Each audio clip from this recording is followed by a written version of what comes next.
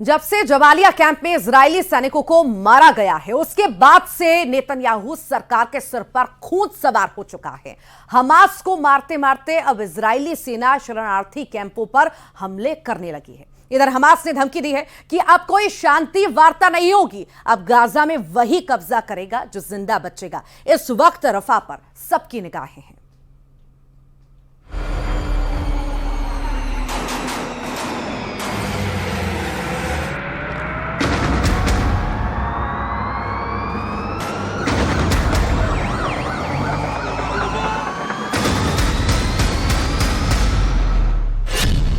रफा में नरसंहार, हमास पर डबल हमला।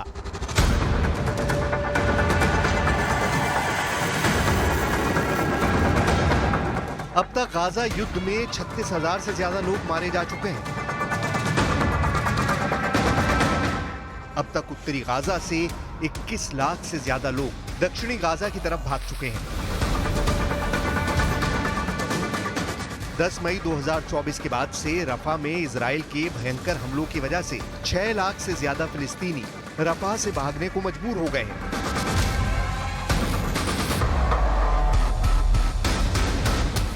आखिर रफा में क्या हो रहा है? दुनिया क्यों कह रही है रफा में सबकी निगाह है?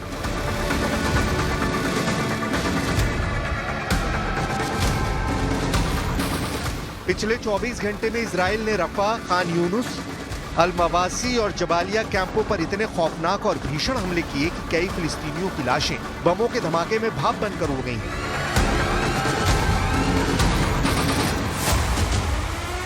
आखिर अचानक इजराइल दक्षिणी और उत्तरी गाजा में हमले क्यों तेज कर रहा है और कहां-कहां हमले कर रहा है, जरा ये देखिए। इजराइल ने दावा किया है कि उसकी सेना ने उन जगहों पर हमले किए हैं जहां से हमास फिलिस्तीनियों के बीच छिपकर हमले कर रहा है। इजरायली सेना के दावों के मुताबिक इजरायली सेना ने खान यूनुस पर हमास के अड्डे पर हमले किए हैं, जिसमें कई फिलिस्तीनी भी मारे गए हैं। इसके अलावा रफा में इजराइल ने सबसे ज्यादा हमले किए हैं। यहाँ हमास सबसे ज्यादा हमले इजरायली सैनिकों पर सुरंगों से कर रहा है। इसके अलावा इजराइल ने अल मवासी में भी हमले किए हैं। दावा किया जा रहा है कि इजराइल ने उस सेफ जोन में हमले किए हैं जहां शरण लेने वाले फिलिस्तीनियों के कैंप मौजूद हैं। मानवीय राहत क्षेत्र में इजराइल हमलों से दुनिया के कई देश सन्न रह गए हैं।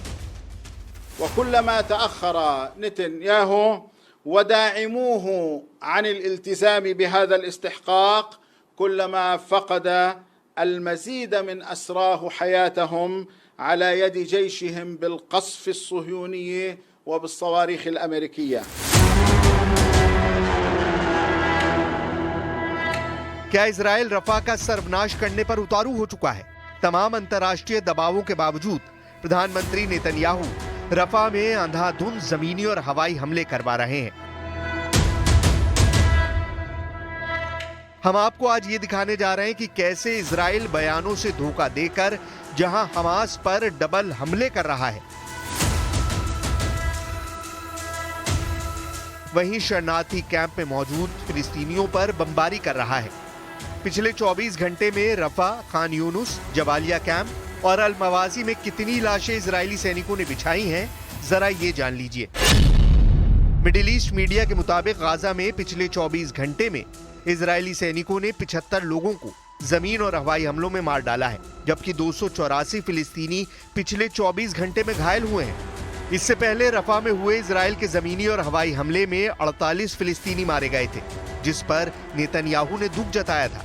लेकिन हैरानी की बात तो यह है कि महज 24 घंटे के बाद ही एक बार फिर से पश्चिमी रफा में स्थित टेंट कैंप पर बड़ा हमला किया गया है। इजरायली सैनिकों की ओर से की गई बमबारी में 21 लोगों की मौत हो गई। मरने वालों में 13 महिलाएं और बच्चे शामिल हैं। रफा के इस इलाके में विस्थापित लोग टेंट में रहने को मजबूर हैं। इधर इजरायली सेना का कहना है कि गाजा पट्टी में उसकी नाहल ब्रिगेड के 3 सैनिक हमास हमले में मारे गए हैं। हम आपको बता दें कि इजराइल की नाहल ब्रिगेड में 4 पैदल सेना बटालियन शामिल हैं, जिसमें एक टोही बटालियन भी शामिल है, जिस पर हमास के लड़ाकों ने हमला किया है। गाजा में चल रही भीषण जंग की वजह से कई मुस्लिम देश अब सीधे सीधे इजराइल को धमकी देने लगे हैं। इधर अमेरिका में बाइडेन प्रशासन एक तरफ रफा में राहत सामग्री भेजने में मदद कर रहा है, तो वहीं दूसरी तरफ इजराइल को घातक हथियार भी दे रहा है। अब अमेरिका से सबसे हैरान करने वाली खबर सामने आई है। हैरानी की बात तो ये है कि अमेरिका के इस टॉप नेता ने ऐसी खून भरी मांग की है जिसे देखकर पूरे गजा में खौफ पैदा हो गया है। जरा ये तस्वीर देखिए जिसमें एक तोप के गोले पर अमेरिका की निक्की हेली कुछ ऐसा लिख रही है जिसे देखकर हर कोई हैरान है। अमेरिका में साउथ कैरोलिना की पूर्व गवर्नर निक्की हेली ने एक विशाल तोप के गोले पर लिखा है कि हम इजराइल का समर्थन करते हैं और अमेरिका चाहता है कि इजराइल हमास को खत्म कर दे। निक्की हेली ने लिखा है कि उन्हें खत्म करो, अमेरिका इजराइल से प्यार करता है। निक्की हेली ने 155 mm तोप के गोले M795 पर साफ साफ संदेश दिया है कि अमेरिका इजराइल के साथ है और इजराइल हमास के खिलाफ जो कर रहा है वो सही है। Every one of us has to be responsible. And for all those countries who decided to recognize a Palestinian state, do you know what that felt like here in Israel? You just gave credit to Hamas and all that they did. For all those looking at the ICC and ICJ, right before we landed, there were strikes in Tel Aviv. Why? Because the ICC and ICJ just emboldened Hamas.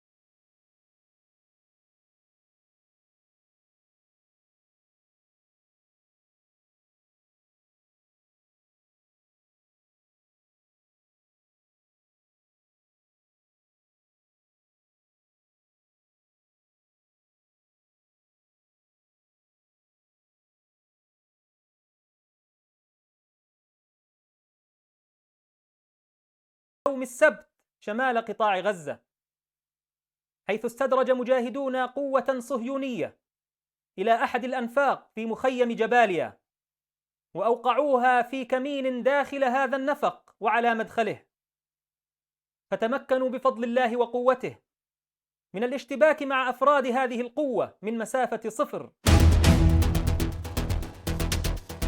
रफा में नरसंहार, Hamas पर double हमला।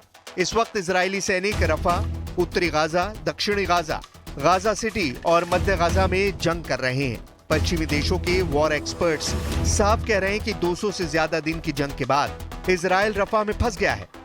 जरा देखिए, Hamas के लड़ाके हाथों में हथियार लिए एक बार फिर से इजराइल के खिलाफ एकजुट हो चुके हैं। जनाजे में उमड़ी भीड़ साबित कर रही है कि भले इजराइल 10,000 से ज्यादा हमास के लड़ाकों को मार चुकी हो, लेकिन हमास में लड़ाकों की संख्या में जरा भी कमी नहीं आई है। शायद यही वजह है कि रफा में इजराइल के भीषण हमलों के बावजूद हमास की लड़ाकू क्षमता में कमी नहीं है।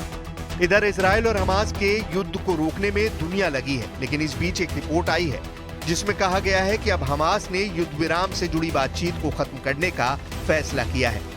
मिडिल ईस्ट आई से बातचीत में हमास के करीबी सूत्र ने कहा, इजराइल की ओर से रफा में भीषण हमलों के बाद हमास शांति वार्ता से पीछे हट गया है। इजराइल ने पश्चिमी रफा के तेल अल सुल्तान में फिलिस्तीनियों पर खूनी हमले किए हैं। कुल मिलाकर रफा में इजराइल रुकने वाला नहीं है।